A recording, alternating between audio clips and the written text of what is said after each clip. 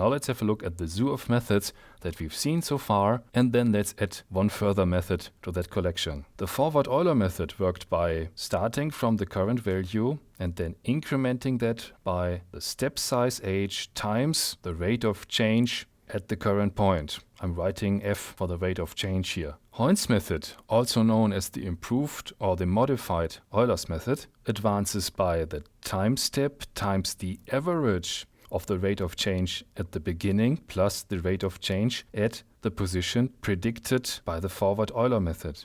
With the forward Euler method, the error of the numerical solution grows linearly with step size. If we double the step size, the global error also doubles, approximately at least. The forward Euler method is a method of order 1. This function, the error grows like h to the first power. Hoynes method, however, is a solver of order 2. The error grows like h squared. If we take half the step size, the error is shrinking to 1/4, which is much more efficient. For the backward Euler method, we advance by the rate of change at the new position, which makes this equation difficult.